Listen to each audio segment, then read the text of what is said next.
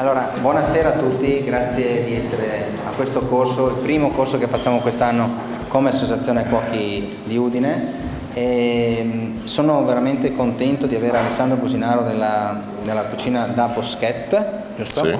E che ci presenterà dei piatti tutti a base di pesce, della sua cucina, la sua filosofia, il suo pensiero. E questo è per me un vero piacere essere a Legnano, è la seconda volta. E ringrazio tutti voi di essere qua. Vorrei fare solo un piccolo appunto perché mi piacerebbe un attimino fare come si fa di solito un attimo di polemica, però una cosa vera. L'associazione è presente da tanti anni in Friuli, in provincia di Udine, e sta cercando di lavorare veramente bene anche a Lignano, cercando di confrontarsi e appoggiandosi anche al fabbisogno dei cuochi lignanesi. Voi penso e spero che siate un buon volano di pubblicità per l'associazione, per quello che sta facendo. Questo è un inizio, il secondo corso, ne faremo altri sicuramente. Grazie a tutti gli sponsor che ci hanno dato una mano a far sì che questo avvenga, ma soprattutto allo chef Alessandro, che secondo me è un grandissimo chef. Grazie. Innanzitutto grazie appunto di essere venuti oggi.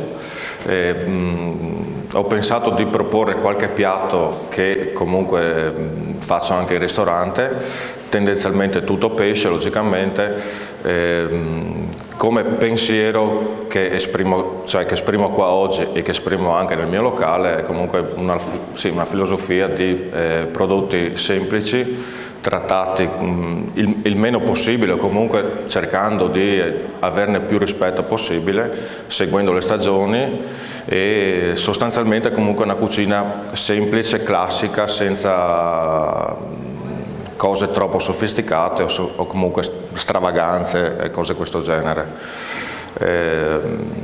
Appunto i piatti che proporrò oggi sono, qualcuno è di qualche pesce che troveremo solo in questo periodo dell'anno, per esempio, non so, le sepioline nane, si sa che appunto essendo nate ad aprile-maggio, adesso hanno una grandezza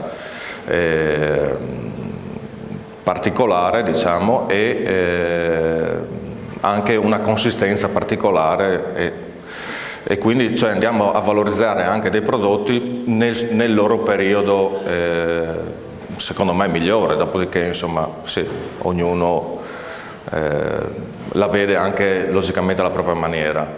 Detto questo, io insomma potrei anche partire con... Sì, ti ringrazio, e soprattutto questo non è un corso, è un incontro tra persone che comunque sanno il mestiere ma possono prendere spunti da altri, quindi non c'è tutti questi incontri che faremo da adesso fino a maggio sono incontri di prospettiva, ma nessuno deve insegnare niente a nessuno, né io, né lui, né voi, né niente. È un momento di stare insieme, confrontarsi, ma in un confronto puro e semplice di